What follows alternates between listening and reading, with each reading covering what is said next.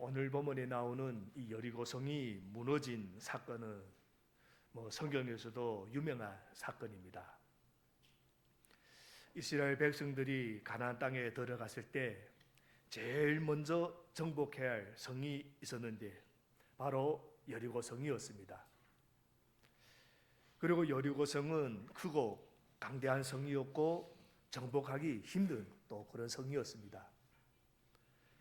그러나 여리고성은 또 반드시 정복해야만 하는 또 그런 성이었습니다. 그래서 우리 삶 속에도 때때로 견고한 여리고성을 만날 때가 있습니다. 우리 힘으로는 감당할 수 없는 어려운 문제에 직면할 때가 있다는 말입니다. 이제 요단강을 건너 열흘이 넘는 기간이 지났습니다. 그동안 이스라엘은 요단강에서 가지고 나온 12개의 그 돌로 길갈에 비냉비를 세웠고 군사들은 다 할례를 받았습니다. 또 가나안 땅에 들어와서 유월절을 지켰습니다. 그러자 만나가 그치고 그 땅이 곡식을 먹기 시작했습니다. 이렇게 자신을 성결하게 한 이스라엘은 가나안 정복을 시작할 준비를 모두 갖추었고 이제는 진격할 일만 남았습니다. 그런데 한 가지 문제가 있었습니다. 1절 말씀입니다. 1절 함께 읽겠습니다. 여리고 성은 이스라엘 자손을 막으려고 굳게 닫혀 있었고 출입하는 사람이 없었다. 여러분, 여리고는 가나안 땅이 딱 한복판에 있었습니다. 그래서 요단강 동쪽에서 서쪽 가나안 땅으로 들어가려면 무조건 이 여리고를 지나야만 했습니다. 당시 가나안은 여러 작은 도시 국가들이 모여 있는 그런 형태였고, 그래서 평소에는 각자 따로 살다가도 외부에서 적이 쳐들어오면 얼른 힘을 합쳐서 대항하곤 했습니다. 그러니까 이스라엘 입장에서는 이 여리고성을 먼저 점령해야 가나안이 연합국 세력을 한꺼번에 무너뜨릴 수가 있었던 것입니다. 그래서 오늘 성경을 보면 이 난공불락의 여리고성이 이스라엘 백성들 앞에서 성문을 아주 꽉 걸어 잠갔다 하고 나옵니다. 성문을 잠갔다. 여러분, 우리도 인생을 살다 보면 이런 여리고성 같은 문제를 만날 때가 있지 않습니까? 도무지 열릴 기미가 보이지 않는 문, 꽉 막혀버린 직장 문제나 꼬여버린 인간관계 같은 것들 말입니다. 사실 우리는 여리고성 하면 엄청나게 거대한 성벽을 상상하곤 하는데 실제로 보면 약 10,000평 정도 되는 크기였다고 합니다.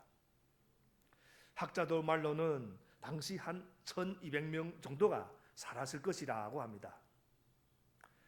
숫자만 보면 사람이 아주 적어 보일지 모르지만 사실 이 성은 점령하기가 정말 까다로운 곳이었습니다. 발굴된 자료를 보면 이 여리고성에는 샘이 있었고 게다가 마침 또 추수때라 성 안에 곡식도 아주 많았습니다. 그래서 먹을 것 넉넉하고 물 있고 성벽은 또 얼마나 튼튼한지 모릅니다. 한마디로 아무리 군사가 많다고 하더라도 그때 당시 군사 장비로 쉽게 무너뜨릴 수 없는 그런 성이었다는 겁니다. 민수기 기록을 보면 당시 이스라엘 사람 중 20세 이상으로 전쟁에 나갈 수 있는 인원이 60만 3천 명 정도였습니다. 60만 대군이 고작 1,200명을 상대하는 거니까 어떻게 보면 참 이기기가 쉬운 그런 싸움 같기도 합니다. 60만 대 1,200명. 당연히 60만 명이 이기는 게임이라는 것은 상식입니다. 그러다 보니 교만해질 수도 있고 반대로 성벽의 견고함 때문에 겁을 먹을 수도 있는 그런 상황이었습니다. 여러분, 우리 앞에 놓인 문제들도 바로 비슷하다 하고 생각할 수가 있습니다. 생각하기에 따라서 참 쉬워 보이기도 하고 또 한편으로는 너무나도 어려워 보이기도 하는 그런 문제들. 그래서 사람이 마음에 닫혀 있을 때 그 마음을 여는 게 어떨 땐 참 쉬워 보이기도 하다가도 또 어떨 때는 한없이 어려워 보이기도 합니다. 여러분, 사람이 가장 답답할 때가 언제인지 아십니까? 꼭 해야만 하는 일인데 도저히 방법이 없을 때. 인간관계도 마찬가지입니다. 풀어야만 하는데 답이 안 올 때가 있습니다. 여러분, 이스라엘이 가나안 땅을 정복하기 위해서는 반드시 이 첫 성인 여리고를 점령해야 했습니다. 하지만 지금 이스라엘은 이 여리고를 공격할 방법이 없는 겁니다. 외벽이 있고 내벽이 있고 문도 꼭 닫혀 있으니까 여기를 공격할 방법이 없는 것입니다. 바로 이때 하나님이 여호수아에게 나타나셔서 결론부터 말씀해 주십니다. 2절 말씀 함께 읽겠습니다. 2절 말씀. 주님께서 여호수아에게 말씀하셨다. 내가 여리고와 그 왕과 용사들을 너희 손에 붙인다. 이 한국어 성경 그리고 일본어 신개역 성경에는 명시되어 있지 않지만 이 2절에는 중요한 접속사가 하나 있습니다. 공동역에 나옵니다. 바로 2절 서두에 그때 손오독기라는 중요한 접속사가 들어있다 하는 점입니다. 그때 주님께서 여호수아에게 말씀하셨다. 그럼 그때는 언제인가? 상황이 좋지 않을 때, 불가능해 보이는 사건을 마주했을 때, 가망이 없다고 느껴질 때, 길이 보이지 않고 가능성이 없는 바로 그 순간, 그때 주님께서 여호수아에게 말씀하셨다. 그럼 이것은 어떤 의미인가? 하나님께서 여호수아에게 다가오셨다 하는 뜻입니다. 사람은 누군가의 상황이 좋지 않으면 침묵하고 돕지 않습니다. 어떤 때는 비난까지도 합니다. 하지만 하나님께서는 그때 반드시 말씀하십니다. 아무것도 할 수 없는 상황인데 하나님이 여호수아에게 하신 말씀이 첫 마디가 무엇입니까? 내가 여리고와 그 왕과 용사들을 너희 손에 붙인다. 여기서 주어를 보시면 내가, 즉 하나님이시라는 겁니다. 하나님이 하시겠다. 그런데 여기서 붙인다, 또 마지막에 붙인다라는 단어는 히브리어 원어에서는 완료형으로 되어 있습니다. 이것은 사실 오늘 아직 이 여리고 사건은 아직 일어나지 않은 상황입니다. 그런데 미래에 일어날 일에 대해서 마치 이미 완료되고 끝난 것처럼 하나님이 말씀하신다는 겁니다. 그러니까 하나님은 이미 이 전쟁의 결과는 정해졌다고 확신을 주며 말씀하시는 겁니다. 그리고 내가 여리고와 그 왕과 용사들을 너희 손에 붙인다 라고 하시면서 승리 원인이 무엇인지 분명히 하십니다. 처음부터 이 전쟁의 주인은 하나님이심을 선포하신다는 겁니다. 지금 여리고 성문은 굳게 잠겨 있고 어떻게 공격해야 할지 아주 막막한 상황입니다. 여호수아는 어떻게 해야 할지 전혀 방법이 없는 상황입니다. 바로 그때 하나님이 선포하셨다는 겁니다. 이 전쟁은 내 것이다. 나는 너에게 이미 승리를 주었다. 여러분, 혹시 지금 이걸 어떡하지 하고 우리 염려되는 게 있을지도 모르겠습니다. 작은 염려와 걱정일 수도 있고 굉장히 큰 염려라서 불안과 공포에 휩싸여 있을 수도 있습니다. 그런데 왜 우리가 그렇게 걱정됩니까? 사실 우리가 염려해야 하고 걱정해야 할 것이 한 가지 있습니다. 우리가 죽은 후의 삶. 여러분, 내가 죽어서 이 세상을 떠날 때 그 후에 대해서 지금 대책이 있으신가? 결론은 그 대책이 있는 사람이 바로 우리 그리스도인이라는 겁니다. 우리는 영원한 천국을 소유하고 있습니다. 그런 의미에서 하나님은 여러 가지 세상 일에 대해서 걱정하지 말라고 하시는 겁니다. 중요하지 않다는 게 아닙니다. 걱정하지 말라. 왜? 이미 승리를 주셨기 때문에. 결국 신앙이란 아직 이루어지지 않은 현실 속에서 이미 완료된 하나님의 승리를 믿음의 눈으로 바라보는 것. 여기서 중요한 점은 하나님의 약속이 성취되기까지 어느 정도의 기간이 필요하다 하는 것입니다. 그래서 오늘 본문에서 약속이 성취되기까지는 7일이 시간이 필요했습니다. 이는 짧은 기간이라고도 할 수가 있습니다.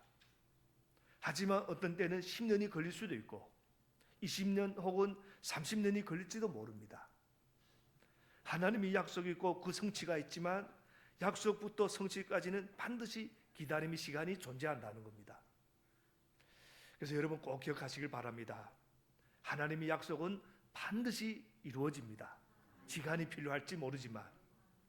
3절부터 5절도 우리 함께 읽겠습니다. 3절부터 5절 말씀입니다. 너희 가운데에서 전투를 할 수 있는 모든 사람은 엿새 동안 그 성주일을 날마다 한 번씩 돌아라.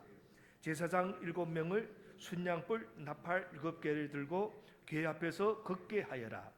이레째 되는 날에 너희는 제사장들이 나팔을 부는 동안 성을 7번 돌아라. 제사장들이 순양불 나팔을 한번 길게 불면 백성은 그 나팔 소리를 듣고 모두 큰 함성을 질러라. 그러면 성벽이 무너져 내릴 것이다. 그때 백성은 일제히 진격하여라. 이 말씀 가운데 하라 하고 명하신 부분에 주목해 보시기 바랍니다. 3절을 보면 한 번씩 돌아라. 4절을 보면 걷게 하여라. 7번 돌아라. 5절을 보면 큰 함성을 질러라. 일제히 진격하라. 이 하나님이 말씀대로 이스라엘 백성들이 믿음을 가지고 실망하지 않으며 포기하지 않고 순종했던 그 7일의 시간이 흐른 뒤에 여리고 성벽은 무너져 내렸습니다. 이스라엘 백성들이 이러한 행동을 한마디로 요약한 것이 히브리서 11장 30절에 나옵니다. 이런 기록이 이렇게 기록되어 있습니다. 믿음으로 7일 동안 여리고를 도니 성이 무너졌으며, 믿음으로 도는 것이며 믿음으로 순종했다는 겁니다.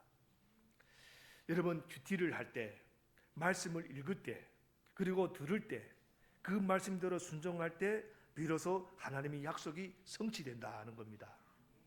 그럼 어떻게 우리가 순종해야 됩니까? 믿음으로 순종하는 겁니다. 여러분 순종에는 3가지 요소가 있습니다. 첫째는 신뢰입니다. 하나님의 말씀이 틀리지 않다는 것을 신뢰하는 것. 둘째는 시작하는 겁니다. 첫 발을 내딛는 것이 중요하다는 겁니다. 용기가 필요합니다. 홍해를 건널 때도, 요단강을 건널 때도, 여리고성을 돌 때도 첫 발을 내딛는 것이 중요합니다. 세 번째로 중요한 것은 끝까지입니다. 마지막 한 바퀴, 마지막 한 걸음까지 끝까지 포기하지 않고 끈기 있게 인내하며 누군가 뭐라 해도 하나님이 약속하신 것이 성취된다는 믿음을 가지고 끝까지 도는 것. 신뢰하며 처음부터 끝까지 가는 것. 이것이 순종이라 하는 겁니다. 그래서 어떤 사람은 주저하며 시작조차 하지 못합니다. 여러분, 전리길도 한 걸음부터라는 속담이 있습니다. 시작하는 것. 그리고 또 하나, 끝까지 믿는 겁니다. 상황이 그렇지 않아 보여도 7일이 걸리든 1년이 걸리든 혹은 더 오랜 세월이 걸리든 끝까지 낙심하지 말고 포기하지 않는 것. 마지막 한 걸음까지 나아가는 그런 믿음을 걷는 것이 바로 순종이라 하는 겁니다. 하나님은 이 전쟁은 이미 내가 너에게 승리를 주었다라고 하셨습니다. 그런데 승리를 주셨다고 해서 여호수아와 이스라엘이 우리는 이미 이겼구나 하고 가만히 있으면 되는 게 아니었습니다. 그들도 뭔가를 해야 합니다. 하나님이 이미 승리를 주셨고 그러면 그들도 그 승리를 확신하면서 나아가 싸워야 한다는 겁니다. 그래서 하나님은 여호수아에게 그 승리 비결을 알려주면서 몇 가지를 지시합니다. 여리고성을 눈앞에 두고 군사작전을 펼쳐야 하는 이때 군사명령과는 전혀 상관없어 보이는 아주 이상하고 황당한 명령을 내리십니다. 군사들이 제사장들과 함께 하루에 한 번씩 6일 동안 성을 돌라. 그리고 마지막 7째 날에는 7바퀴를 돌고 나서 제사장들이 나팔을 한번 길게 불면 모든 백성들이 와 하고 큰 함성을 지르라 하는 겁니다. 그러면 성벽이 무너져 내릴 것이니까 그때 모두 함께 성으로 진격하라. 지금 하나님께서 이스라엘에게 하라고 하시는 일은 무기를 준비하거나 성벽을 무너뜨릴 장비를 준비하라는 것이 아닙니다. 그저 하루에 한 바퀴씩 6일 동안 여리고성을 돌고 7째 날에는 7바퀴를 돌라고 하시는 겁니다. 왜 이렇게 하라고 하시는가? 무엇을 보여주기 원하시는가? 이렇게 황당한 명령을 내리시는 데는 분명한 목적이 있는 겁니다. 여리고성을 함락하는 데 있어서 하나님이 원하시는 것은 다른 것이 아니었습니다. 순종이었다는 겁니다. 내가 이미 너에게 승리를 주었으니까 너희는 내 말만 따라오라. 이거 그 말씀에 순종만 하면 이미 주신 승리를 가질 수 있다는 것. 하나님이 이 명령이 황당하게 들려도 그대로 행하는 이스라엘의 순종을 보길 원하셨다는 겁니다. 그러니까 승리는 구살에게 달린 것이 아니라 하나님께 대한 순종에 달려있음을 알기를 원하셨다는 겁니다. 이스라엘 백성들이. 그래서 오늘도 하나님께서 세상에 보여주기를 원하시는 신앙의 모습이 바로 이런 것이었다는 겁니다. 6절부터 7절을 함께 읽겠습니다. 6절부터 7절. 눈이 아들 여호수아가 제사장들을 불러서 말하였다. 언약궤를 메고 서시오. 그리고 7 제사장은 제각기 7 순양불 나팔을 들고 주님이 궤 앞에 서시오. 또 그는 백성에게 말하였다. 앞으로 나아가거라. 성을 돌아라. 무장한 선발대는 주님이 궤 앞에 서서 행군하여라. 이스라엘 군대가 여리고성을 6일 동안 한 바퀴씩 돌 때 어떤 순서로 돌아야 합니까? 맨 앞에는 무장한 군인들이 갑니다. 그 뒤에는 나팔을 손에 든 7명의 제사장들이 따라갑니다. 그리고 그 뒤에는 언약궤를 맨 제사장들이 또 따라갑니다. 그리고 맨 뒤에는 또 다른 군대 후군이 따라갑니다. 8절부터 9절도 우리 함께 읽겠습니다. 8절부터 9절 말씀도 여호수아가 백성에게 명령한 대로 제각기 순양불 나팔을 든 7 제사장은 주님 앞에서 행군하며 나팔을 불었고 주님이 언약궤는 그 뒤를 따랐다. 또한 무장한 선발대는 나팔을 부는 제사장들보다 앞서서 나갔고 후발대는 궤를 따라갔다. 그동안 제사장들은 계속하여 나팔을 불었다. 행진하는 이스라엘 군대의 중심에 무엇이 있습니까? 바로 언약궤가 있다는 겁니다. 요단강을 건널 때에도 언약궤가 중심이었는데 이제 여리고성을 함락시키는 데 있어서도 언약궤가 가운데 위치하는 것. 이 언약궤라는 것은 하나님의 임재를 또 상징합니다. 구약에서는 여리고성을 도는 첫 6일 이야기가 나와 있는 오늘 본문에서 이 언약궤라는 단어가 무려 10번이나 이렇게 나옵니다. 언약궤, 여호와의 궤, 여호와의 언약궤, 궤 이렇게 나오는데 10번 나옵니다. 특히 8절에서 언약궤 앞에 나팔을 불며 행진하는 제사장들을 가리켜서 뭐라고 하는가 하면 주님 앞에서 행군하며, 분명히 궤 앞에서 나가는데 여호와 앞에서 나간다는 것을 보면 이 하나님과 언약궤가 같은 뜻으로 또 표현되고 있습니다. 그러므로 언약궤가 행진의 중심에 있다는 것은 하나님께서 이스라엘 군대의 중심에 계신다 하는 뜻도 됩니다. 그리고 그럴 때 확실하게 승리한다는 말씀입니다. 그러니까 이스라엘은 그냥 아무 의미도 없이 여리고성 주변을 도는 것이 아니라 하나님을 중심에 모시고 도는 것이 됩니다. 즉 하나님을 자신들이 총사령관으로 모시고 행진한다는 것입니다. 이처럼 하나님을 중심에 모시고 나갈 때 승리를 거두게 됩니다. 그래서 이 전쟁의 승리는 이스라엘의 자기 힘으로 얻는 것이 아니라 하나님이 주시는 것. 하나님이 우리에게 이미 승리를 주셨지만 그 다음에 우리가 가서 열심히 노력해야 하는데, 그냥 내가 알아서 열심히 하는 게 아니라 하나님을 중심에 모시고 열심히 나아갈 때 하나님이 승리를 주신다는 겁니다. 그리고 또 여기서 재미있는 또 부분도 있습니다. 이 전쟁의 주인이 하나님이란 사실은 이 7이라는 숫자를 사용을 통해서도 암시해 주십니다. 그래서 오늘 본문에 보면 7이나 7번째라는 말도 똑같이 10번이 사용됩니다.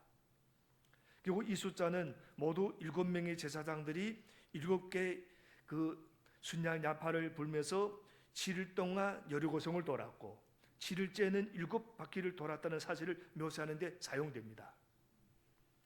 잘 아는 것처럼 이 7이라는 숫자는 완전수입니다. 성경에서는 거룩한 숫자로서 하나님의 역사와 관계가 있습니다. 그리고 7과 또 12는 이미 있는 또 숫자이기도 합니다. 그리고 3은 소위 하나님의 수라고도 할 수 있습니다. 성부, 성자, 성령 세 분이십니다. 그리고 4는 어떻게 보면 인간의 수입니다.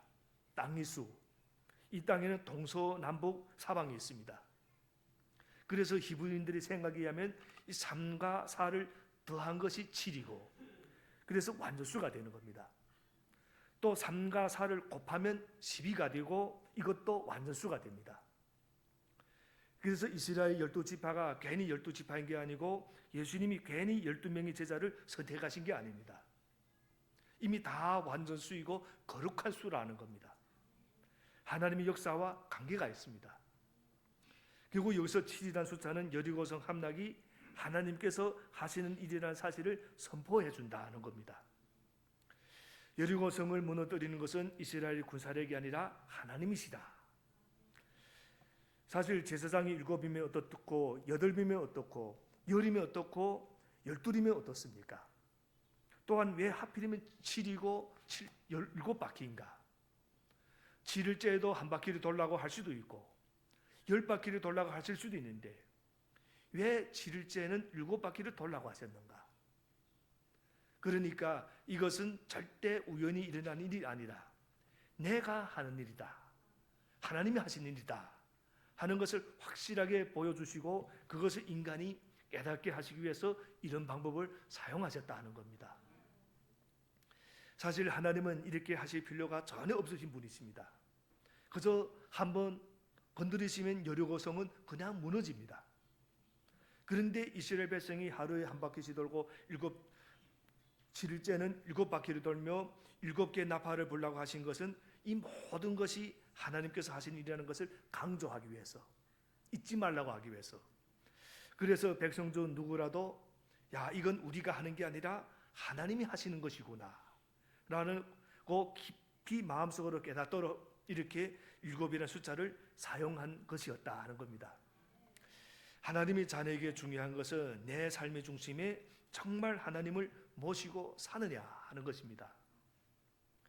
우리가 하나님을 믿는다고는 하지만 내 마음대로 살아가는 경우가 사실 얼마나 많습니까?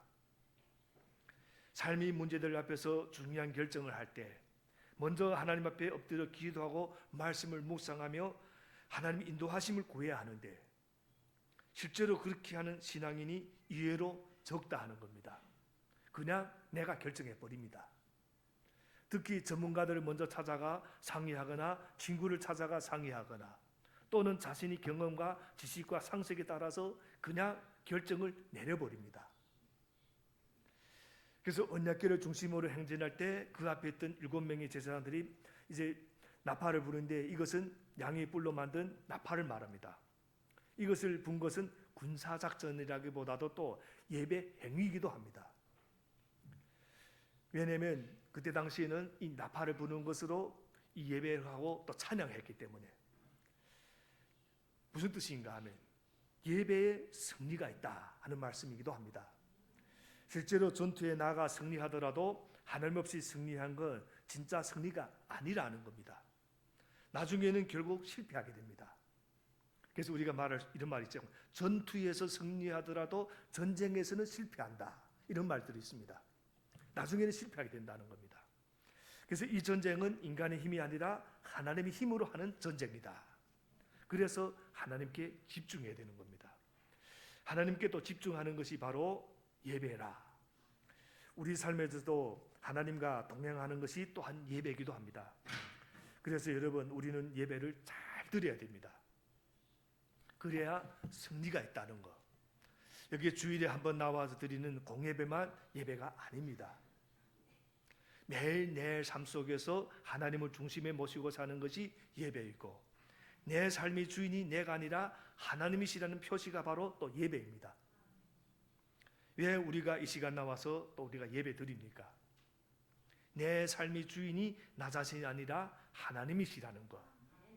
우리 교회의 주인은 하나님이시라는 것을 함께 선포하는 겁니다. 물론 주일 하루 잠깐 교회에 나와 예배에 참석했다고 해서 반드시 하나님을 중심에 모시고 사는 사람이라고 단정 지을 수는 없을 겁니다.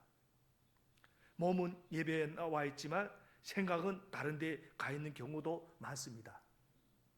지금 예배를 드리면서도 다른 생각을 하거나 누구를 미워하거나 누구를 하거나 이런 것들 충분하게 있을 수가 있는 겁니다. 그러므로 여러분, 우리는 정말 예배를 중요하게 생각해야 됩니다. 거기에 승리가 있기 때문에 우리 각자의 생각과 감정과 근심과 걱정과 계획과 주장을 다 내려놓고 우리 모두 하나님을 하나로 묶어서 모두 마음을 하나로 묶어가지고 하나님을 중심에 모시고 함께 나가는 것이 바로 이 공예배라 하는 겁니다. 그렇게 주님이 날에 다른 믿음의 형제 자매들과 함께 주의를 지키고 또 공예배를 제대로 드린 사람은 주중에 각자의 삶으로 흩어져 살 때도 자기 개인 예배를 잘 드리며 살 수가 있게 됩니다. 또 주중에 개인 예배를 잘 드린 사람이 주일에 와서도 참된 예배를 드릴 수가 있습니다. 그렇게 신앙이 선순환이 일어나는 겁니다. 하나님의 언약궤를 우리 삶의 중심 모시고 함께 행진해 나가는 백성, 그들이 하나님의 백성이고 믿음의 사람이다. 오늘 본문에서 저희들에게 알려주십니다. 10절 말씀도 함께 읽겠습니다. 10절 말씀. 여호수아가 또 백성에게 명령하였다. 함성을 지르지 말아라. 너희 목소리가 들리지 않게 하여라. 한마디도 입 밖에 내지 말고 있다가 내가 너희에게 외쳐라 하고 명령할 때 큰 소리로 외쳐라. 여호수아는 모든 명령에 이어서 한 가지 특별한 주의사항을 전달합니다. 그것은 7일 동안 여리고 성주위를 돌면서 모두 조용히 하라는 것. 하나님의 능력이 나타나게 될 때 7째 날까지 이스라엘 백성은 철저히 입을 다물고 조용히 여리고 성주변을 돌아야 합니다. 여호수아는 이 점을 몇 번씩 반복해서 강조합니다. 그것이 11절부터 14절의 내용입니다. 놀랍게도 이스라엘 백성은 황당해 보이는 명령에 말없이 순종합니다. 하루에 한 번을 돌라고 하면 한 번 돌고 아무 소리도 내지 말라고 하면 침묵합니다. 하나님이 황당한 명령에도 불구하고 그대로 순종하는 참으로 이상한 그 백성. 사실 이스라엘 백성이 원래 그런 백성이 아니었습니다. 그런데 이번만은 너무나도 잘 순종했습니다. 왜 그런가? 이것은 우리가 인간의 상식으로 이해가 가지 않더라도 하나님의 말씀에게 순종하는 겁니다. 이것이 여호수아의 개인 의견이었다면 아마 따르지 않았을 겁니다. 그러나 하나님의 말씀에게 순종하는 것. 사실 믿음이 없는 사람일수록 말이 많고 하나님의 말씀을 잘 알아듣지도 못합니다. 왜냐하면 자기가 그만큼 똑똑하다고 생각하기 때문에. 이스라엘 백성들이 원래 그런 사람들이었습니다. 이스라엘들은 자기들보다 하나님이 더 지혜로우시다는 사실을 깨닫는데 40년이라는 시간이 걸렸습니다. 하나님이 아무리 좋은 것을 주시고 은혜를 베푸셔도 그들은 끊임없이 불평했습니다. 광야에서 하나님이 모세를 통해 어떤 명령을 주시면 늘 불평, 불만, 원망으로 반응했습니다. 작은 일이라도 자기들 뜻대로 되지 않으면 하나님을 대적하고 불순종했습니다. 도무지 만족을 모르고 감사할 줄을 몰랐습니다. 그래서 하나님은 그들을 가리켜서 목이 뻣뻣한 민족이라 하고 그들을 평가했습니다. 그 결과가 무엇이었는가? 광야에서 나가지 못하고 계속 같은 자리를 맴돌았다는 겁니다. 그래서 며칠이면 갈 수 있는 거리를 40년이나 헤매게 되는 그런 일이 일어나게 된 겁니다. 이스라엘 백성이 40년 동안 광야에서 뺑뺑이를 돈 다음에 깨달은 것은 하나님이 우리보다 훨씬 더 지혜로우시다. 하나님은 항상 옳으시다. 이 사실을 깨달았던 겁니다. 결국 이스라엘 백성이 입을 다물 수 있게 되는데 무려 40년이 걸렸다는 겁니다. 그러나 아무리 40년 동안 훈련받았더라도 인간은 또 기회만 있으면 이전으로 돌아가려는 못된 또 습성이 있습니다.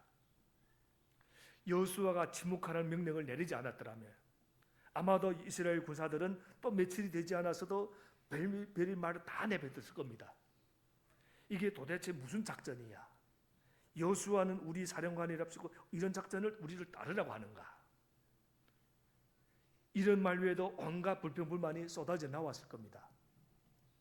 특히 이렇게 긴장되고 예민한 상황에서는 누구나 부정적이고 비판적인 말들을 하기가 더 쉽습니다. 그런데 부정적인 말에는 엄청난 전염성이 있다는 것을 우리가 또 잘 알고 있습니다. 그래서 그런 말들이 나오기 시작하면 삽시간에 모든 분위기가 뒤집을 수가 있다는 겁니다. 그래서 여러분, 교회에서 이 부정적인 말, 이런 말을 하지 않기 바랍니다. 특히 예배를 끝나서 서로 모였을 때도 부정적인 말을 하기 시작하면 이 분위기를 싹 흩어놓습니다. 그래서 제가 일주일 동안 우리 인간이 연약하기 때문에 일주일 동안 절대 부정적인 말을 하지 마십시오 라고는 말하지 못하겠습니다. 그러나 주일 하루만이라도 정말 부탁합니다. 특히 교회에 와서 부정적인 말 하지 마시고 남을 험담하지 마시고 좋은 말을 해주시기 바랍니다. 하루만이라도. 그런데 우리는 그렇지 못하다 하는 겁니다. 꼭 기억하시기 바랍니다. 그것이 우리 주위만 교회만 어렵게 하는 것이 아니라 자신의 삶에도 그 일주일의 삶을 엄청나게 어렵게 합니다. 그래서 꼭 부탁합니다. 하루만 부정적인 말을 하지 마시기 바랍니다. 좋은 말하고 긍정적인 말하고 칭찬하는 말하고 인정하는 말하시고. 그래서 오늘 말씀을 정리하겠습니다. 여러분, 오늘 여리고성 사건의 요약은 무엇입니까? 바로 여리고성이 무너졌다는 겁니다. 그렇다면 메시지 요약은 무엇입니까? 하나님께서 자기 백성을 위해서 싸우셨다는 겁니다. 하나님이 방법대로 믿음으로 순종하며 나아갈 때 하나님께서 자기 백성을 위해 싸우시고 돌보아 주셨습니다. 사람의 눈에는 절대 불가능해 보이는 일도 가능케 하시는 하나님께서 길을 만들어 주십니다. 굳게 닫힌 여리고성과 같은 성벽을 허무시는 하나님은 믿음으로 신뢰하고 믿음으로 시작하고 믿음으로 끝까지 나아가는 하나님의 백성을 위해서 싸우신다는 겁니다.